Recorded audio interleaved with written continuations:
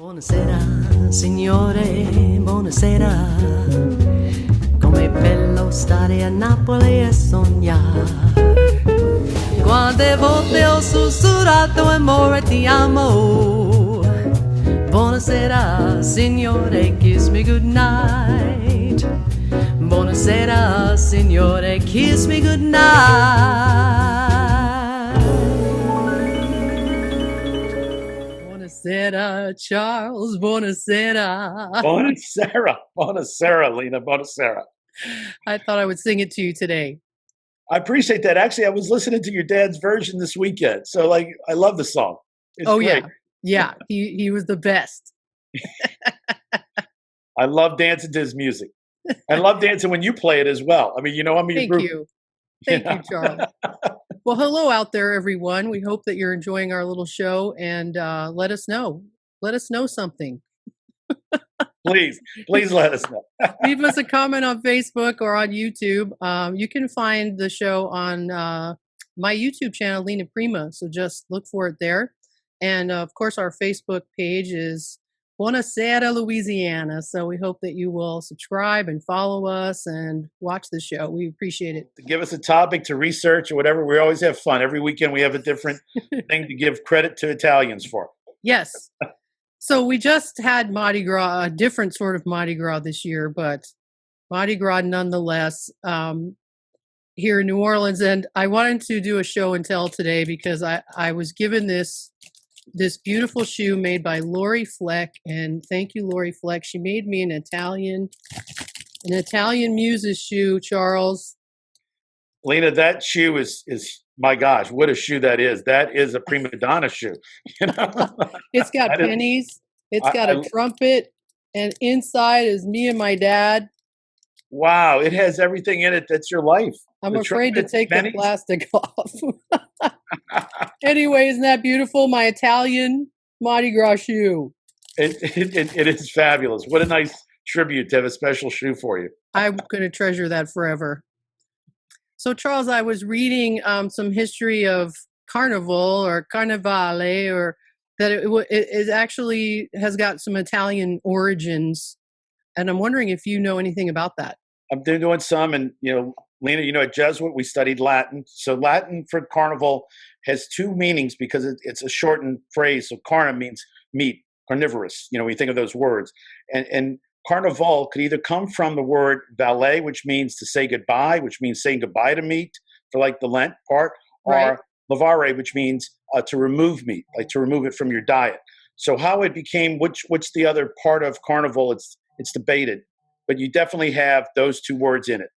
And then so they would remove meat during Lent, and Venice has a great carnival. So in Venice we have the carnival at the masking, and that masking seems to have been part of medieval times where they brought in the masking, not necessarily that was Christianity, but that was some of the customs going on. So as things evolved, we see other cultures come into Christianity and bring with them some of their heritage. And that's how we got the masking. Yes. That's really interesting and cool that it's got some Italian roots. Everything goes back to Italy. And it is celebrated around the same time as Mardi Gras here. It absolutely is. And Rio has carnival, so that's a big one as well in our right. In our part of the Americas. And then actually looking at it, it's celebrated worldwide because Christianity is worldwide and it's part of the Christian thing. It's a big thing for us as we get preparing for Easter and the meaning of Easter. In this period, it's a time to reflect. Right. So I know that in grammar school, this was a big important part of our teaching. Yeah, but to a kid like me, it just meant giving up chocolate for Lent. Oh. And then when Easter rolled around, it was time to eat chocolate again. So he gave up chocolate for 40 days. Well, I'll tell two things. For us at the Catholic grammar schools, every Friday we did the Stations of the Cross. Yeah. So we learned those stations real intensely. And the other thing, which everybody loves to hear the story, is it's so confusing. So Easter is the first Sunday after the first full moon after the first day of spring. And then Lent is 40 days in front of that. So sometimes, you will see Easter be the day after a full moon, and you'll have this beautiful full moon in the sky. And other times it could be a couple of weeks behind, depending on when the first day of spring is. So that's why we see Mardi Gras sometimes in January and sometimes in March, depending on when the full moon is after spring. Gosh, that is really interesting, Charles. I just learned something. I did not know that. Well, that's my contribution to us. Yay, Charles. So as you can see, my background today is Mount Etna. That's in Catania, Sicily. And tell us that they had first of all, it's called a stratovolcano. I've never heard that term. I studied a little bit about it, and strato, I don't actually know. I'd have to look that one up again. But I do know that it erupts from both the summit and the flanks. Whether or not strato means that it's how it erupts, or that the layout looking at it, it's very broad-based volcano and it's still active. There's a lot of meanings that I'd have to look up. Maybe stratosphere is a word, so maybe it goes up to the sky. Yeah, that would make sense. Yes. So, I mean, it's a great volcano. It's been erupting for, looks like 35,000 years it's been erupting. Oh, my gosh. And it just erupted, and not scary, because you got some friends in that area, and they think they love it, and it's a sight to behold. I was surprised. We're thinking, like, if there was a hurricane, I guess they would reach out to us. Oh, do you need any aid? Do you need anything? So we saw the photos yesterday of the lava, and it was seemingly pretty violent. And I sent the guy an email, and he comes back with a video saying, "Oh, we're happy here. Look at this. It was beautiful. It was like watching a fountain go off." And I Googled it, and apparently they've designed their area that, for the most part, and there have been a few times where it's impacted them, but for the most part, there's a train to take you closer to it. There's chair lifts. If you go skiing, you can get pretty close to the top. I mean, almost like you could be at a movie scene where you could look down the crater, and hear this thing erupted. So I was pretty impressed with how he said, "Hey, you guys got to come visit and see this thing. It's gorgeous." And when it erupts, we all get outside and have a bottle of wine. That's cool. They celebrate the volcano erupting. The stratovolcano. All right, Charles. So I've got to check this out today. So listen, there's been a mystery that I've been trying to solve. When I was little, and of course, my dad was alive. During Christmas, he would want something called chichiris. Chichiris. He'd say, "I want chichiris. And so my mother had no idea what he was talking about. And then one Christmas, on the table of goodies, appeared this Christmas tree shaped, these little balls with color sprinkles all over them. So we know them as Struffoli, but my dad called them chichiris. And I have asked my Italian friends, I've been trying to solve, why did he call them chichiris? Sure. We kind of thought maybe, I was talking to John Viola, thought maybe because they looked like a chickpea, maybe it was a little slang for chickpeas.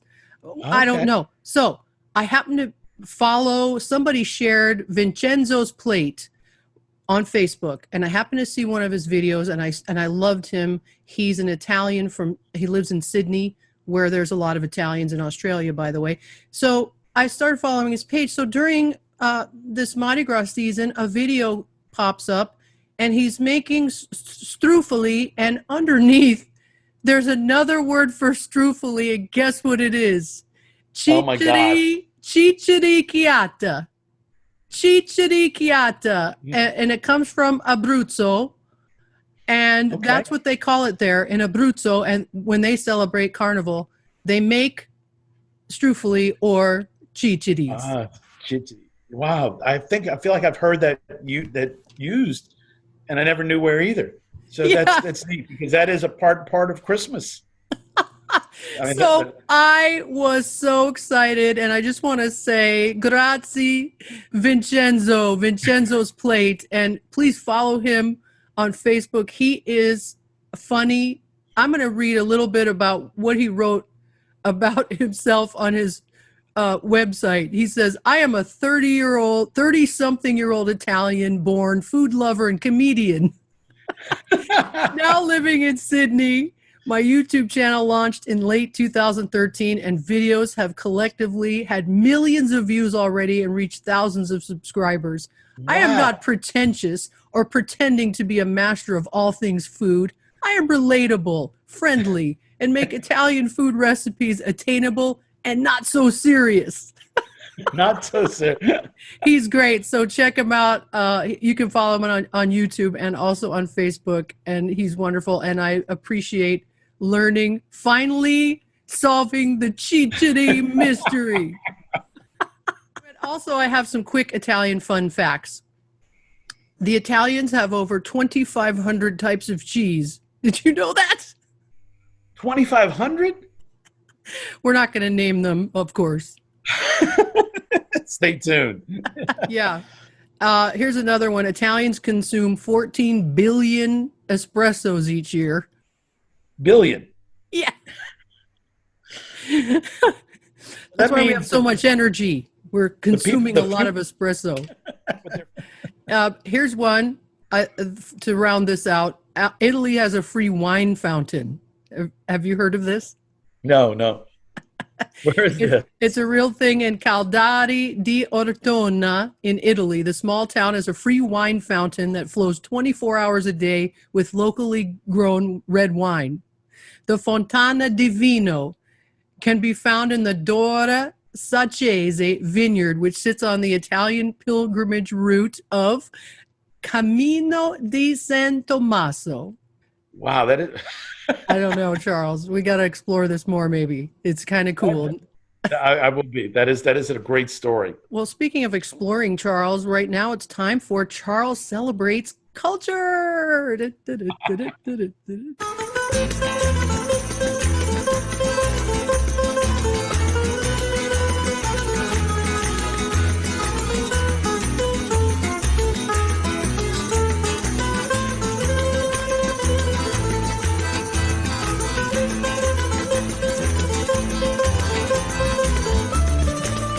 We got some great people down here in New Orleans. You just know it's just great energy right now. A renaissance going on. And another guy is NorJoe's. And Mark of NorJoe's has a great place there, and he's got a great heart. He bought an Italian delicatessen and grocery store in Metairie, which is just outside of New Orleans. He's by the train tracks off of Metairie Road, and he started having a Mufilada festival. I mean, this man is a hard worker, and his creativity is astounding.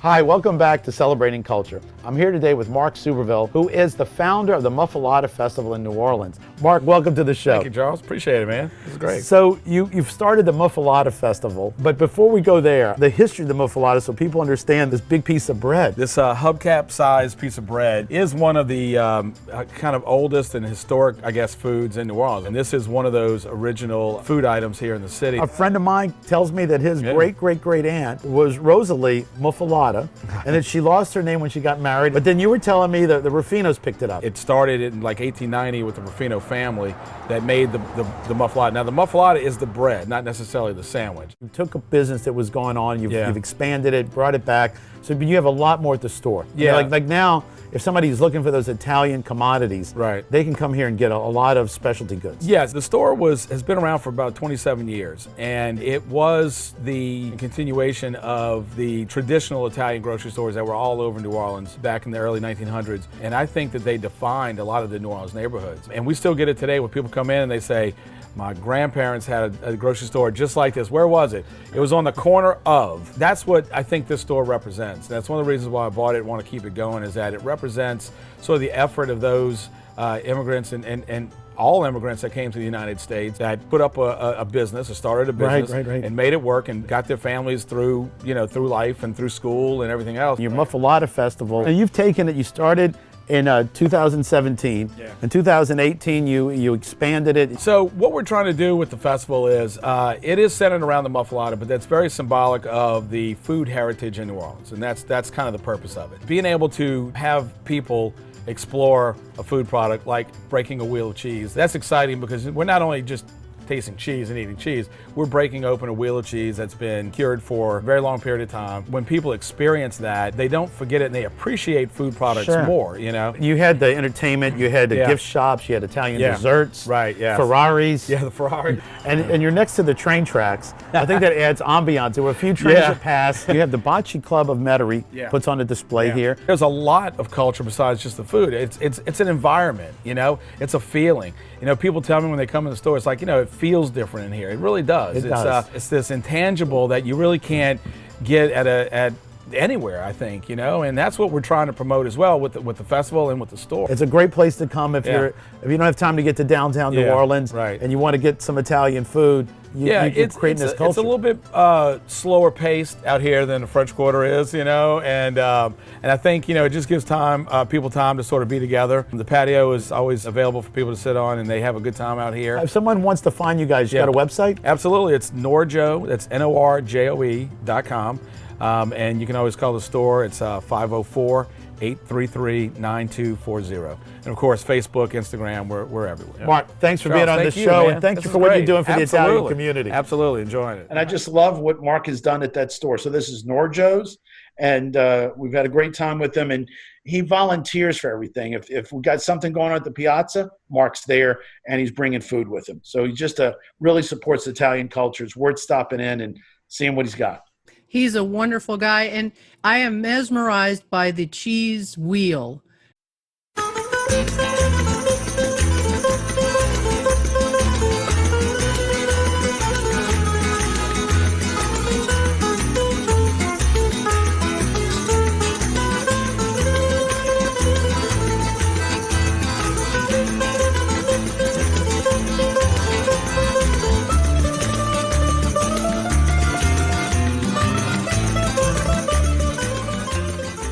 It looks yummy. It does look yummy. I mean, it really does. You can see it just the pasta soaking in the cheese flavoring, and what a great way to stir it and blend it. So we're going to, like I said, I think he's doing a presentation March 20th for us. That's fantastic, Charles. All right. Thank you, Charles, for your culture segment. I love it. I look forward to it. Celebrating Culture is brought to you by Awe News. Awe News also produces New Orleans Insider Tours, which are 10 self-guided tours of New Orleans and Louisiana. To download the apps, all you have to do is point your phone at the flow code in the camera mode, and you're ready to really experience Louisiana. So it's time for our La Musica featured artist today, and we're so honored today to be able to feature Deana Martin, who is, of course, the daughter of the great Dean Martin, but she's also a New York Times best-selling author, an actor, a recording artist, and an entertainer, and she's a fabulous entertainer. To be a great entertainer, you really have to connect with your audience and have that joy and love, and she really does that. She goes out in the crowd, she gets people involved, she brings it up on stage. She really loves what she does, and she's just a sparkling, effervescent, and many albums out. She has toured all around the world, and I met her about 20 years ago when we both spoke on a Children of the Greats panel at the National Italian American Foundation Gala, you know, their weekend event in Washington, D.C., and we have sung together several times. It's always a joy for me, you know, being the daughter of Louis Prima. I filmed you guys singing together in 2019 at the Italian convention in D.C., and that was just a thrill to see the two of you guys there. And then whenever she's in town, you know, she comes looking for you. So, I mean, there's an affinity that you can see between the two of you guys and the synergy of how that works. And she frequently comes down to New Orleans for our events. Yes. She's a great friend of the Italian community here in New Orleans, and she's here at least once a year. Yes. And you interviewed her, Charles, so why don't we show a little bit of that interview? I think that'd be great to see. We're at the American Italian Cultural Center with Deana Martin here the night before the big awards banquet. And you put us on your schedule all the time. I do. I've been coming for years and years, and I won, the Louis Prima Entertainment Award 3 or 4 years ago, and I've been coming ever since. It's a fantastic event. Do you have anything as far as the Italian culture you want to tell the next generations coming up about what they need to do to keep our culture alive? To love your family, of course, to keep in touch and to get together and keep your traditions together. Make dinner on Saturday night, Sunday night. Teach your children well. Sit down and talk to them about what it was like. Maybe they came over Ellis Island. Maybe they came over here, right to New Orleans, you know. And so it's important to talk about that so that people know where they came from. And your songs, so Volare, do you have some favorites that you'll be singing tonight? Can you tell us? Oh, Volare on it. Well, let's see. You're nobody till somebody loves you. Yes, of course, Volare. Would you make dinner? Would you make pasta for us? Of course I would. You know, I'm a little crazy, but I will make pasta visual for you. Okay.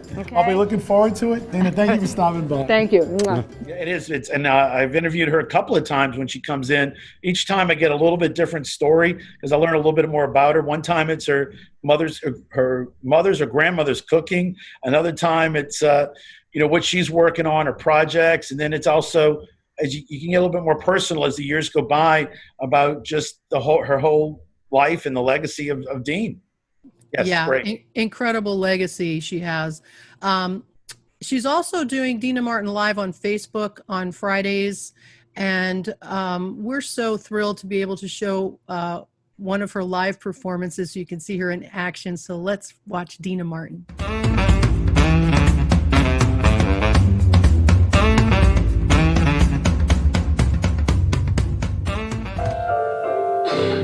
So I remember it. Any of you ever see my father in person? Yes? Of course you did, in the stands, in Las Vegas, yeah.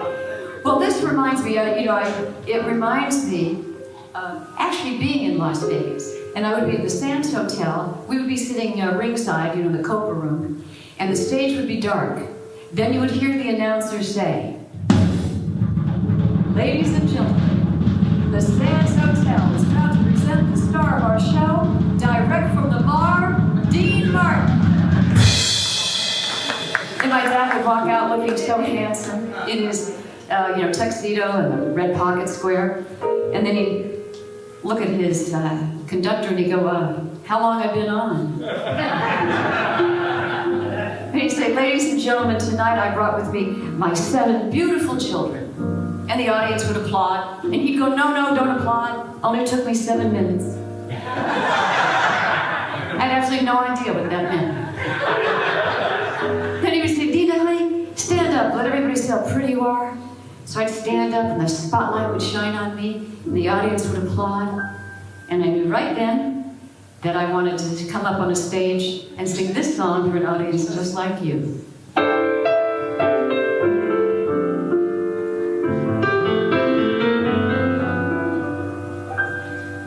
Penso che non so più così non ritorni mai più. Ricevo le mani e le facce di blu. Poi d'improvviso venivo davanti rapido.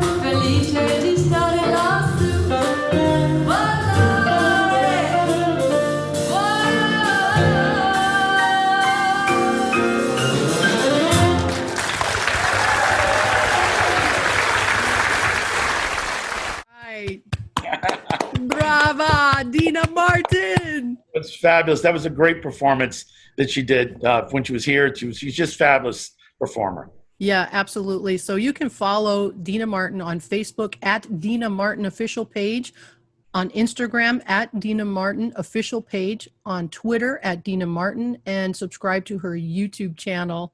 And thank you. Grazie, Deana. Thank you so much. Thank you for always coming down here so much. And I just love the fact that the two of you guys have bonded and have a great friendship going. It's fabulous. It is fabulous. Amazing to me. Incredible. Every time I see her or talk to her, I still get starstruck because she's Dean Martin's daughter.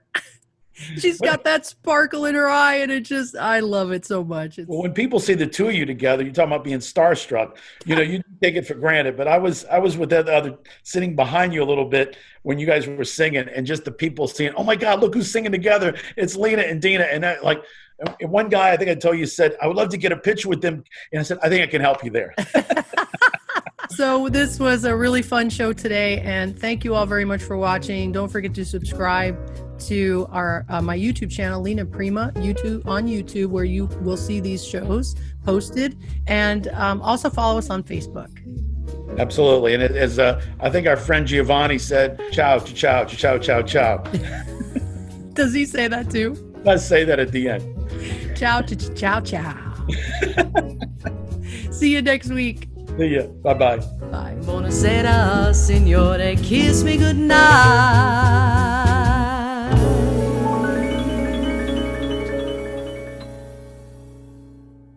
Hi, I'm Lena Prima.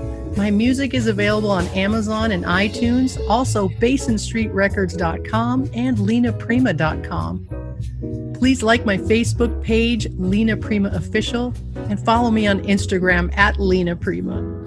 I would love it if you would subscribe to my YouTube channel, Lena Prima. Thank you so much. Ciao. Our New Orleans Insider Tour app features a Statue, Stories, and Spirits tour. It's a great way to learn about New Orleans. There are over 150 markers that all have a little story. Here, we're at the market of Edward Wisner, a man who was told to come to Louisiana to improve his health. He invented a pump and drained over 30,000 acres of land. The royalties of gas and oil now go to New Orleans, Tulane, LSU, and the Salvation Army. We have a lot of great stories in our app that'll add to your enjoyment and appreciation of New Orleans. It's simple to use with GPS, text, photos, and video.